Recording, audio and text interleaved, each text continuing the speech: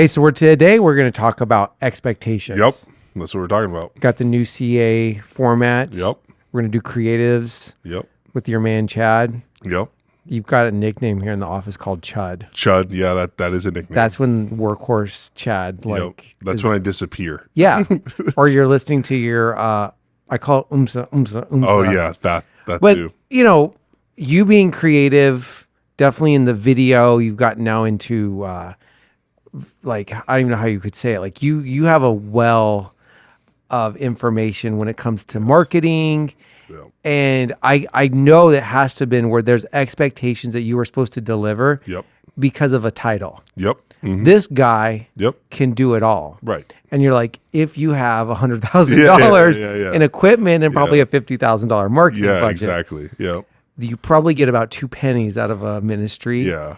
And an old iPhone 7. Yep. And they're like, can you film this? And, you know, I was thinking as you're growing the back pocket, creatives are the most misunderstood in the church space, Christian land, because we pay a lot of money for creatives in the world. Oh, yeah.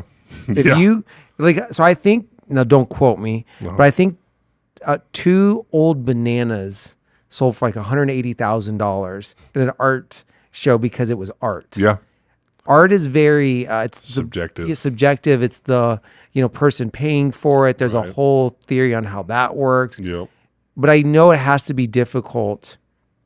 Oh yeah. And I think people need to understand that they're not broken on both sides. Either being able to talk to creatives. Oh yeah. Maybe you have a child that's creative and doesn't make any sense, and you just want to break things to refix it or whatever. But like, let's talk through a little bit of that, like expectation, especially on the communication side. Well, I mean, because like the one thing that I saw, and we all saw it, but I saw specifically was during COVID, when COVID hit, obviously flipped churches on upside down. Right. And where you start to see kind of like a change in the way that churches started to treat creatives in the sense of now they were almost treated like currency. Right. Which, so it's a good thing in the sense that the value went up on creatives, but then it's a bad thing because now it's like, it's like the way I see it is there's no inroad. Right. So now if you're not somebody that has 10 years of experience, if you're not somebody that is like super well-versed, you almost don't even have an inroad because they don't want you. Right. Because like, and this is crazy because I have consulted with different churches and stuff. And what's nuts is you come into a church that has, 700, 800, maybe 1,000 people. Right. And they want someone who literally has been working for 10 years in the space, but they want to pay them $30,000. Right. And you're like, well, that doesn't work like that. So then it's like, well, you can get paid that much at McDonald's. Oh my goodness, more. And so like, there's a gas station in Florida called Buc-ee's, and it starts at like $14 an hour. Right. Right. You're like, so I can be a gas station attendant, right? And free barbecue, and it's like, so what I think is what I started to see is like churches kind of, they were in one way like completely discarding creatives. Mm-hmm. So previous to COVID, what I saw is like there was like a 2 to 3 year cycle on creatives because it was like you'd rinse the towel on them. Right. You'd pay them a low amount of money and you'd rinse the towel, and then you just bring in another 19-year-old, 20-year-old, rinse the towel. And so what that would do is that created, they had expectations for that person. Right. And then the new person comes in, especially if it's a high level church, those expectations are now on that person. And a lot of times they're brand new, green behind the ears, no experience or very little experience, especially leading a department. Right. So now all of these unspoken, expectations on the previous person are now put on the new person. Right. And so now the new person has to exist in a world where they can't even measure up to the expectations, but they're not even aware of them. Right. A lot of times. And so the one thing I've seen, especially in the church world, is like leaders have a poor time at saying like, this is what we need from creatives, or the opposite happens. And they're like, oh yeah, I was involved in a creative team back in 1995 when we produced this X TV show. Right. And it was great. And then they show you the TV show and you're like, oh my God, that's horrible. Right. But it was great back then, but all of their expectations are coming from that. Well, it's hard in any space because the world pays probably a 3 to 4 to 1 ratio. Goodness, yeah. If you have any skills, I mean, just think about it. Every sporting event needs Yeah. video person before you even get to the broadcaster. Oh yeah. Then there's an editor. And then you just run the gamut. You have the music world, the movies, and in the, let's call it, I hate to always rag on ministries, but it's always Johnny come lately. 100%. Sorry if you're Johnny out there, but it's always like they're not really cutting edge. There's a few ministries that have figured out the cutting edge side of it. But when I was like starting to get into like really full-time ministry, it was like, we got to get on TV. It was like the Christian networking, and YouTube wrecked all of that. Ruined it. Yeah. But I think, even as you're talking, it's so hard because ministries like, we want to do this. We have such a little budget. Just go make it happen. Yeah. And they're wanting the followers. They don't even know really why they want the followers. And is it ever hard to like have to sit down with a person that's running a mega ministry and be like, we can't? Is it hard to tell someone you can't? Because a lot of people want to people please their boss, try to help them out, but there's a time where it's just like, we don't have it for X, Y. So what's funny is the kind of when I was younger, like I had no problem saying it. Right. And like I got a really bad reputation because I would say no. Right. We'd be in a meeting and people would be like, well, we want a George R. Lucas production and we want this. And I'm like, you give me a week? Like, what do you think? And so I would always just be like, no. And I finally got brought into the office and they're like, you got to stop saying no. Mm-hmm. They're like, you got to figure out a way to like deliver it better. Right. And so like, that's where like I kind of my first introduction to myself setting expectations was because my expectations I was setting was absolutely not. Right. And so now it was like, well, so they wanted me to kind of take like a political approach to it. And be right. Like, well, let me get back to you, like that type of stuff instead of just hard no's. And so because I was saying no, and it was, pretty big church and pretty big budget. But the problem is when you're the only person in the department, you're underpaid and you don't have access to the money that other departments have access to. And you're being given a week's notice. Right. Then that stuff's not executable. But churches, and I work with them now a lot of times is like they have a massive budget. They call you 3 months in advance. And they say, we need this. And the answer is yes. Because that's the thing is like, I think sometimes I realized in myself, I would say no to things because they were super last minute. But when I started being asked the same things with time like available, I'd say yes. And I didn't even know how to do it. Right. And that's what like I told somebody because they were having trouble getting into kind of the industry and whatnot. And I told them, I said, they're like, well, I don't know how to do this. I don't know how to do this. And I said, just say yes. The way that I see it is, if someone asks me something and it's 2 months out, 3 months out, I have 2-3 months to figure something out. Am I able to do it, or do I have to pay a friend? Right. Get the opportunity. Exactly. Right. Get the opportunity and figure out how you're going to do it later. Right. And so that's how I always. But it sounds everything. Like you were thinking more business minded than it was like I need to be accepted by this pastor or the head of this, because in the business world, that makes completely sense. Like there's so many times we didn't make money, but now we could say, hey, we did this. We did it. We did this. Like we got our foot in the, it's always saying, get that foot in the door. But ministry, they have high, like you said, they want to have a, high, movie quality. Yep. They got 6 followers. Yeah. What are we doing this for? Yeah. And then there's no vision. And I think, figuring out how to express yourself as a creative and get it out is very hard. I think as an employee or to employees, when you have task-oriented people, they don't mind doing things, but it loses the creative edge. 100%. I mean, you can really frustrate the creatives. Oh my God. Because they're like, they didn't do it. They didn't use this shade of purple. And you're like, did it matter? Yeah. Like I get into this trouble all the time with my wife because I'm more, let's execute. Yeah. And she's like, I want to make a bow. Let's do an invitation. I'm like, did they need the invitation? Yeah. And so I find she's even more creative than I found myself to be. But I like getting the task done. She likes the details. Oh, yeah.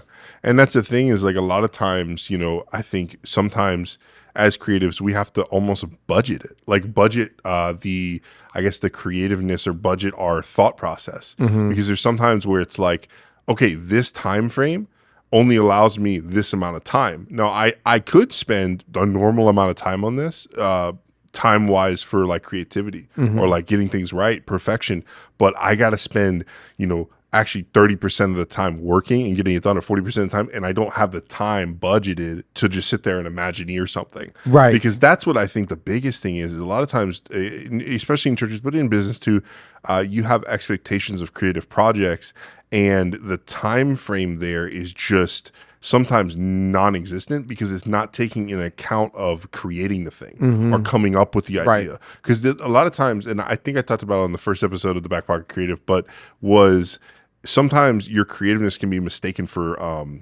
being like lazy. Right. So like I had so many people text me after that episode and say how much it resonated with them, that they were called lazy because they would say yes to something, whatever. They would go do their creative process and they'd be like, it's been 3 days. Where is my where is this? Where I don't see, you're not working. And they're like, yes, I am. I think we need to talk more on that, because as you were talking, I felt like the Holy Spirit was saying people kind of want to process, and there's no process to how you get the creativeness to execute a project. And, there's simple projects where you're editing, you're just cutting out dead air, you're dubbing in a song. But when you actually have to start from nothing, it's like a baker and you're telling them, create a recipe that hasn't been done. Yeah.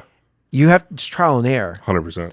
And I think we all, being creatives, have to find what works for us. So there's different times. Like I have found myself at like 1 a.m. super creative, but nervous on like how little sleep I'm going to have tomorrow. And then it's like, should I work through the night and just take half of the morning off? But then people are like, oh, you woke up at 10? And again, I work till 3:30 in the morning. Like it's still 7 hours of sleep, but it's. And that is an incredible example, because so I talked to a friend of mine. He is the big lead of a church. And he came from an area that was really hard on creatives. Like the place he was a part of, you be there till 6 a.m. Well, you were required to be there at 7:30 a.m. to show up for work. So, hey, you stayed from 9 a.m. yesterday till 6 a.m. You got to be there at 7 p.m. Right. There was no, oh, you worked late. No, it was like, you have to show your face. Well, so they're about punching the clock more than production. 100%. They don't care that you had to work late. There's no, and it was church, and so long story short, he goes to a different church, and he becomes the leader of where he originally worked in, and their process for that place was go work at a coffee shop, go work at your house, at an office, like whatever. You don't have to be here except for X times, Wednesday nights, Sundays, and so what that did was it fostered musicians and creatives and everything to really explore that, like, hey, I'm really creative between the hours of 9 p.m. and 1 a.m.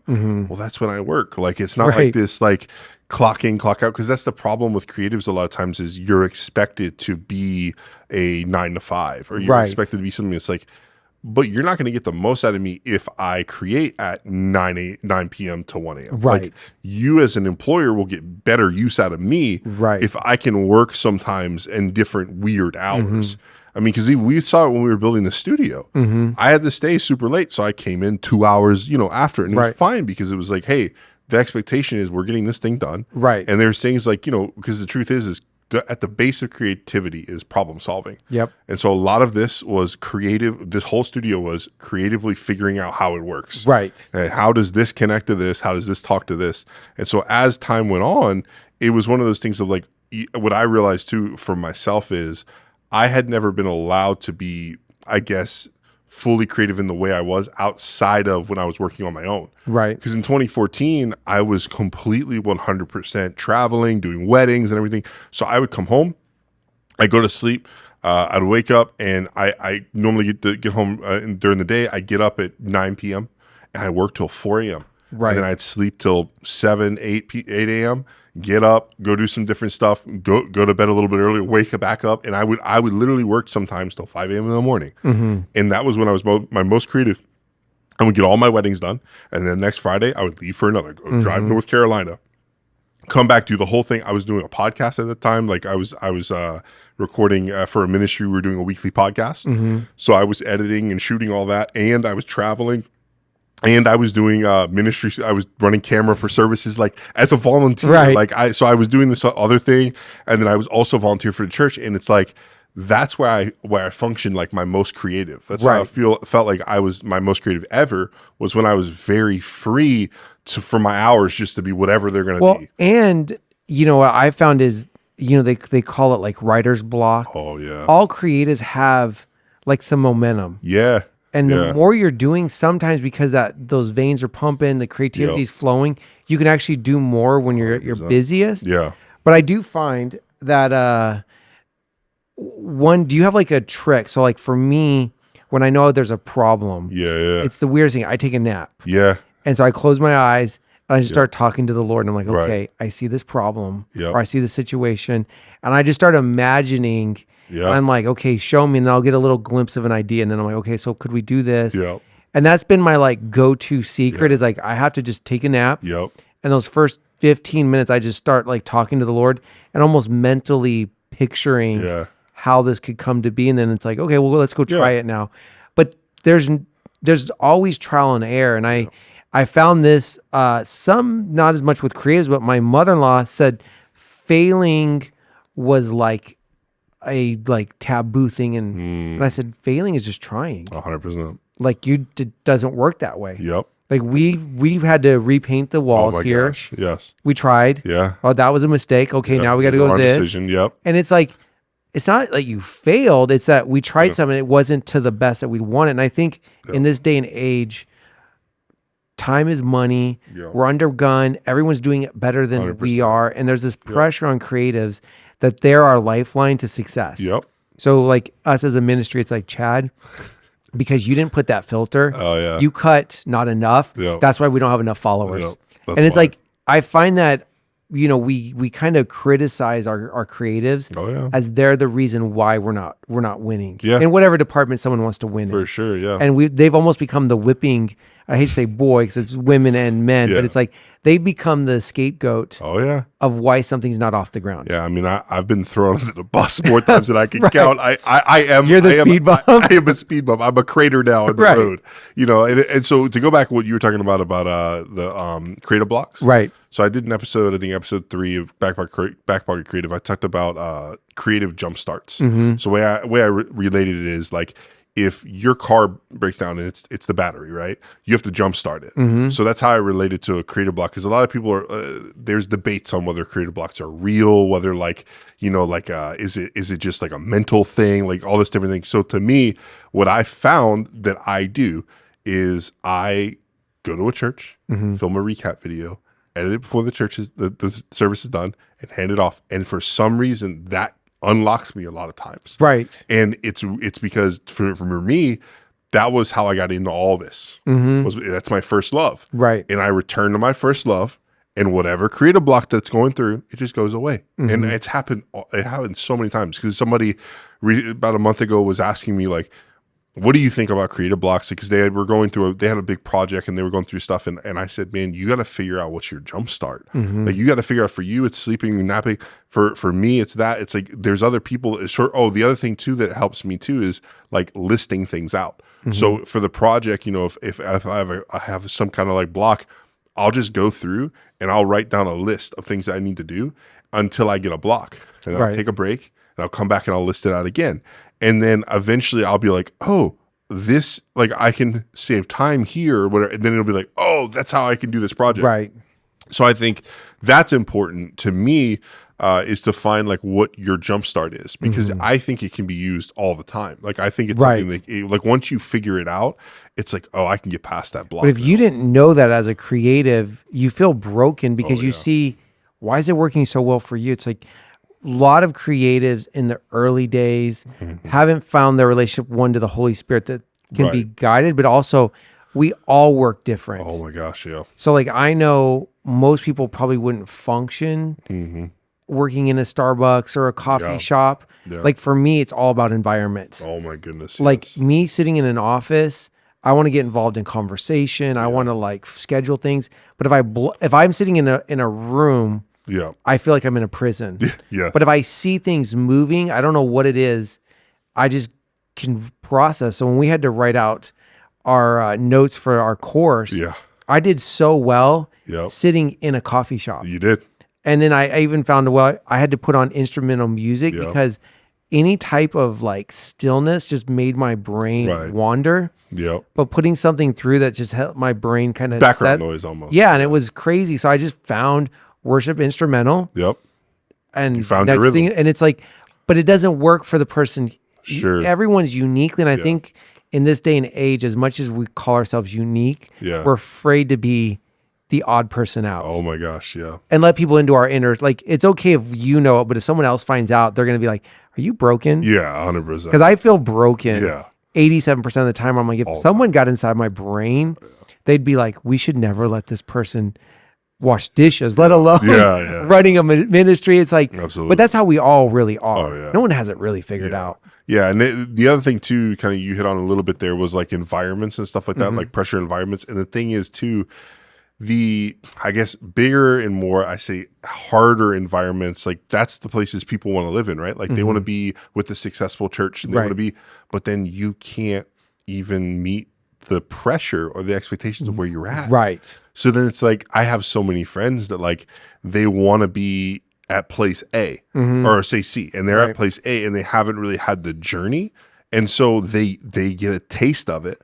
And it's like a bitter, sour taste. But then I would go in, and I love it because I've been in it. I made the journey. And so a lot of times when you enter certain places, it's like, it's the whole thing of what does it say? The higher things, the better, or the bigger devils, or like whatever that new phrase levels, is. new devils, new devils. Like you're having to deal with new devils in other people, right? Because like the expectations, like. There will be things drawn out of your leaders that like if it's not even you, but you do something wrong and you're going to draw something out of them that's going to be like, this is wrong. And you have to be able to take it. Right. And that's the thing is like, I mean, the thing I realized early on is like, I had a very easy way of like, I was like a whipping boy. Like you said, like I could take it easy. So my growth, because I had already hit that point, was almost stunted because I became so callous to it. Yeah. So it was like, I never grew. Now other people are completely different. They've never been like that, but it's like, I was being chastised for years. Was it right? No. But at the same time, like it got to the point where it was like, I got to another place and all of a sudden I wasn't chastised anymore. I'm like, oh, this is what fresh air, like this is what a leader that like. But do you think it was perspective? Because not that much changed. No. Is it a perspective? I think it was an attitude. I guess. I think it was perspective, but it was also like, I think what it was for me was looking at it where I viewed the leaders. I think I was here with them because of how they treated me. So I didn't see them as like higher than me, if that makes sense. And then when I went to the other place, it was like, I respected them. I guess that's what it was, maybe, is I lost respect for the leaders because I saw the way they treated others and me. And so then I would just take it and I no longer respected them. Right. And so I had to leave. Right. Like it wasn't like they can stay. It is what it is. I had to leave because, what good do I do to them or to their ministry if I'm here and I don't respect them? Right. And I still don't respect some people that I've worked with to today. Well, respect has to be earned. 100%. And in ministry, because it's a title of pastor, they should never do wrong. They shouldn't, but they're human. And I think, again, expectations, I see it all the time. Conferences were running strong pre-COVID. Yes. A lot of money was to be made. A lot of, merchandise was able to be sold. Yep. Followings were growing. Yep. And there was this expectation that we need to seize, we need to do our own. People were off branching. It was like the wild, wild west. Yep. And so you saw this, but I've always, I guess maybe because I've run businesses, I had a grace to say like, well, there's a pressure on them. They gotta, they're out $100,000. Oh my gosh. And they got to recoup. So they're running stress that I don't have. Yeah. No matter how this plays out, I'm just going to play my part. I get to walk away from it. Yeah. But a lot of people with their work, quasi, of creative, it's all like they put everything on their feelings on the outside. Yeah. And it's like, what did you think of that? I'm like, I never asked anybody, what do you think of that? Because I don't really want to know. Yeah. Because I don't want to get the bad version. Sure. Because if they're having a bad day. 100%. And I think that's perfect because like I was talking to somebody and they're in the wedding space and they have really one or two people that they go to and they show them their videos and they get their critique of one or two people. And that's the people they listen to. they don't listen to everyone else, because they could send it to other people and they'll be like, oh, XYZ, or they'll be like, oh, it's just fine. Right. They listen to these specific people. And what it does is they know that person has their best interest in mind. And I think that's what kind of what I was saying in the terms of the respect is like that person respects these people's opinions. So then they can critique them and say, hey, this is bad. And it's like, okay, like you saying that is completely different than Joe Bob saying that. Right. Because at the end of the day, like I have a relationship with you. Right. And I think that's where like expectations really can like start to be a problem, is if you don't have a relationship with the person and they're coming hard on you and they haven't said or you're not meeting expectations, because it's two things. Either like the expectations are set and you don't meet them, and then you're like getting just pounded for not meeting them, or you meet your expectations and then there's hidden expectations. Right. And so it's kind of like you have to differentiate, because there's a lot of times where like I forgot about things, I didn't meet them, and then I had to go, oh, it's my fault. Like, right. And I have to be humble enough. And that's why like on the podcast, I think episode 4 of Back Pocket Creative, I mentioned like there are times where you just have to eat it. Well, and that's a good thing from an expectation standpoint is as creatives, we definitely put ourselves in too many buckets. Oh my goodness. I want to help here. I want to help there. And I'll help you paint. I don't even know how to cut in, but I have a great idea. Like we all have ideas. Oh my gosh. Yeah. And one thing was told to me by one time in a ministry was like, another idea, huh? Yeah. And I looked and I was like, am I talking? Like I almost like had to check myself. Like, am I talking? Like, do you have nobody else like giving you ideas? And it's like, okay, let me just finish what's on my plate. Sure. And then I'll go back to like, and then you get into another space where some people don't have your best interest. People are either wowed by your ability, or some people will they're just venom. No, for sure. Yeah, I've seen better. Yeah. Well, what's better? They'll never come to a full, but they'll tear you apart because there's some hatred inside of them. Oh, yeah. And if you're dealing with something, it could pierce you to never want to do it again. Well, so the example I always think of, and I'll always bring it up because it's so awesome, is like songwriting. Like if I've never songwritten before, but I've been around people that do. I have friends that songwrite all the time. And one thing that I hear kind of just from all the different songwriting camps is be careful who you open yourself up to. Right. Like a guy writing with a girl that's not his wife, it's very intimate. Right. So like that's not something you necessarily want, especially when you're in the Christian space, and it's like you don't want that. Right. You know? Like that it complicates so many different things. So it's like there's different like kind of people that have different rules to it and everything that I've seen. But the one thing that kind of is the median, the one thing that everything is that's a stink bug. So it just flew right towards me. But so the biggest thing is like the intimacy that's involved in it. You can get cut easier when you're in like a songwriting session, because especially when you're writing to the Lord, and someone's like, it doesn't work. And you're like, ow. Like, and so that's what I've heard like from different camps. But it's in all, but I think it's in, so like if you've ever got to meet us, we do a lot at our church on Wednesday nights. We cook these full blown meals. Oh yeah. Anyone's ever got to meet Corner Joe, and we're trying to push the bar because we love the idea of doing something that hasn't been done. Yeah. And no, we're not a full-blown restaurant. No, we have no culinary training. We don't have staff that knows, we're just a band of banditos trying to like make a good meal. And you'll come out and be like, and you want to just take the food and like have one of those restaurant scenes where you start throwing, you're like, who are you to even like, and it's like when you pour out you work hard, you've had it slaved at it for 6 hours. Yeah. And you're like, you understand we made this in a church kitchen. I know. And we're cutting corners to try to save people money. that attend the church, not chefs, not like we didn't go and get the finest cut meat. We're trying to find ways to save everybody money, but it can really hurt you. And then you look at the individual slighted like, I don't know if I ever want to trust you. And it's like that expectation is we all want to be praised. Yeah. And so, hopefully this is helping you that you're not broken, but creatives are the most misunderstood people, because we do love creating. Oh yeah. And a lot of times you might create something that doesn't come around for a year, 18 months. Oh my gosh. And you'll be on the cutting edge. Yeah. I mean, I would sit on creative teams that would they would say, okay, in 12 months, we have this big conference that's going to kick off our next design style for the next 12 months. So let's go ahead and design that now. And it's like, whoa, what? Like, it's like crazy, because it's like, that's how like major people, like major churches, organizations think.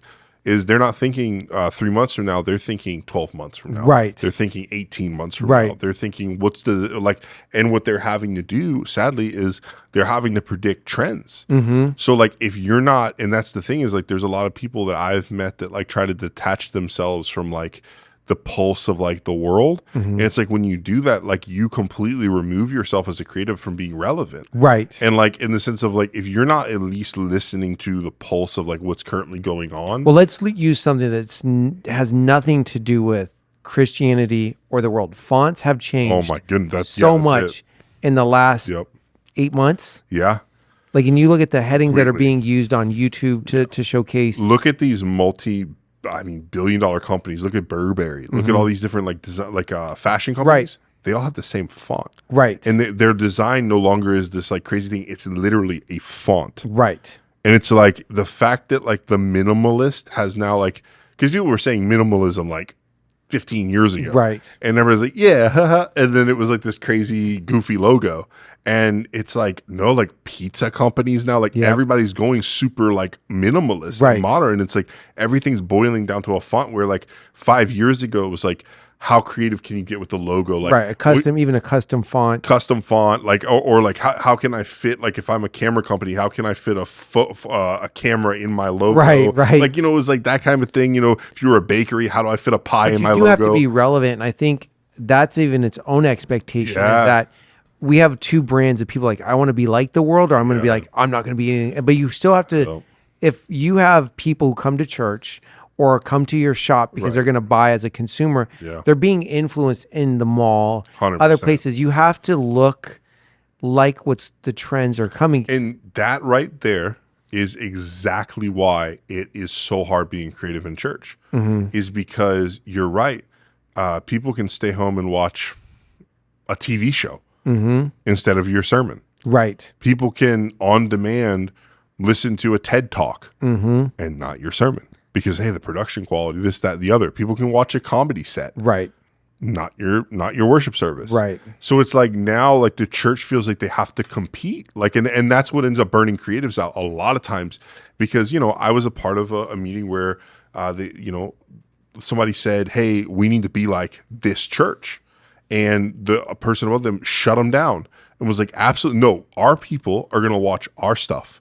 And they're going to be ours because they're a part of us. Right. We don't need to exert ourselves trying to be something we're not to try to keep our people. If they're our people, they're going to stay with us. Right. And what was being suggested was an incredible, insane amount of stuff that we would have to do to reach the same people that would watch us regardless. Right. And it was like, you were literally dumping 60 hours of work a week on something that like didn't need to dump 60 hours a week. Right. And so I think a lot of times that's why I think creatives can become frustrated, because it'll be like, well, if we just made a tweak on the graphic, 50,000 more people would attend our event. And it's like, that's not how that works. Right, like, right. Just because your graphic changes color or something like that isn't going to make it this thing where everybody oh my gosh, I got to be there. Oh yeah, I got to be there now because it's blue and it was red. It's like nowadays it's how you communicate your message. It's how you appeal to the masses. It's not how things look. Right. Because the thing I realized is like, it's nuts, because there was a guy that just recently started a podcast two months ago. He'd been preaching for, I think he said like 26 years. And he was at a conference and he said he had reached more people in his 2 months of doing a podcast than he had done in 26 years of ministry. And it's like, but it was just a window of opportunity to open for him, and the door flung open. Right. And it was just, but the thing is, it looked like everybody else. And he even said, like in the video, so he's like, start a podcast. Like everybody has a podcast. But it was like somehow there was something that he hit a nerve he was striking, and he had a niche. And had he not done it, he would just be where he was. And it's like in 2 months, literally everything flipped on its head for him. And so it was like, it's one of those things of like, I think a lot of times there's things that's like, for us, we're called to do them, even if they're deemed like copycat or like whatever, like just do it. Right. Like, cause I think a lot of times it's like, the thing I everybody has heard me say it, or that's been around here, but it's like glory follows order. So it's like, I'm going to follow the order that God has for me. I'm going to keep my life in order, and I'm going to believe glory follows me. Right. No matter where I am, no matter what I do, no matter what path I go down, is if I'm in order with God, glory's going to follow me. Yep. And that's what I have to believe. Like, yeah, I think, and it's hard because a lot of people go, well, should I go down this path? Should I go down this path? Should I go down this path? And it's like, just go down the path that you feel like God's telling you to go down. Right. Just go down it. It's like, well, I'm split between the pick one. Right. You have to. Yeah. Because it's like, if you feel like there's an option, then just pick one. Right. And because that was us moving here. Right. We felt like there was an option. We felt like we could choose, and it was a weird feeling because it was between staying and going. And I had to say, is God going to bless me if I go, or God going to bless me when I stay? And I was like, well, God will go bless me in both. Right. I just have to make a decision. Right. And then at that point, glory will follow me because I'm in order. I directed it to Him, and I said, God, what do you want me to do? And He said, pick. Right. Being obedient. Yeah, be obedient. And because a lot of times I think that we don't want to give up what we're doing to then have to choose or have to go down a different path. Right. And so I think that it's hard because a lot of times the expectations of the people we're married to, our family, can affect sometimes how we go down our path. And we just have to say, you know what, God, you put me in this marriage with this person. And I believe, in this family, I believe that if I make this decision, they're going to follow me. Yep. That it's just, hey, you know what? If I know I made a right decision here, I know if I make a right decision here, this will follow me. Yep. It all falls in place. Yeah. And I think, as we do these more, me and Chad want to really peel back the creative complexes. Yeah. There's so much, I'm sure we probably should do one just on being children that are creative, now having to raise children that are creative. Oh, man, yeah. And, I really want this to be something that helps you understand you're not weird, you're not broken, you're not misunderstood. Because in the church space, if you've dyed your hair, if you have an earring, if you like something that's not their plan, you could be not of them. And the world, and the Christian space is kind of demonized creativity to a space that, it's going to take you off in an unhealthy way. And it's like, you know what? If you read the first part of Genesis, He created the world. He created all these things by speaking it and by doing it. And it's like, we sometimes have forgot our God is a creator. He never stopped creating. And so shining light on creative topics, situations to say, we will be creating. We're not going to stop here. Yeah. But in that, we have to understand who we are. Yeah. And, I'm sure you get it just on your look alone. Like, what's with the beard? What's with the this? What's with the shirts? Your shirts, you love to tell a message. You love a unique thing. And it's like, God likes creativity, He likes uniqueness, but there's an expectation that can be misunderstood. And if we don't understand where we are, we can come away hurt. And the enemy loves to coddle that. Oh my goodness. Hey, we'll use you over here. Because, the enemy's always creating something new because there's plenty of money, plenty of fame. And he'll use things that you're expected to feel hurt over this. Right. You're expected to be offended when someone says this. And then he'll use that because then you allow yourself to be hurt, allow yourself to be offended, and now it's an open wound. Yep. And so it's like, I think that it's funny because even in that, like, hey, you know what? It's okay. You can be offended over that. Like I get told that all the time. Hey, that person said that you have a right to be offended over that. And it's like, I can't be, because if I do, then I'm going to mess myself up. Right, down the road. Yeah, it's like, okay, yes, I understand that the reasonable person should be offended. Right. But I can't. Like, I have to choose not to be. And I learned that way too late. But at the end of the day, like, I realized, like, now it's like I can't hold with the expectation of the reaction to whatever's happening. I can't just fold to that just because it's an expected outcome. Right. And so I think that's the thing is like, don't put yourself in a place where you're okay with an expected outcome. Don't be okay with just going, oh, you know what? This happens to everybody. Right. And it doesn't. No, it doesn't. No. And it's like, I think a lot of times it's just a choice. It's like, we're choosing to let this happen to us.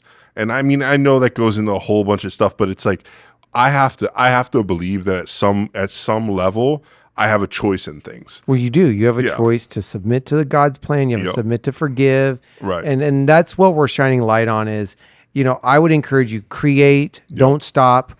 Don't let the enemy lie to you. But we want to help you understand that you're normal to a degree. We have misunderstandings with human beings because we're all imperfect. But this is a space that is rarely fully talked about, divulged about, because there's a lot of letdowns. There's a lot of, we don't know what the future brings. We don't know where technology's taking us. We're all trying to figure this thing out. We all want to be on the right plan, but at the end of the day, we don't know. We have to just be led by the Spirit. So I enjoyed this. Yeah, it's fun. Don't forget to check out Chad's Back Pocket. Drops on Fridays. Yep. And I think this will be a fun thing that we're going to do about once a month. Yep. You and I talk about these creative ideas, concepts, because not only in the church space, but that's a rare topic that people get to talk about. Yeah. So DM us. Yep. Don't forget to comment, like, and share this. And we want to say thanks for joining us.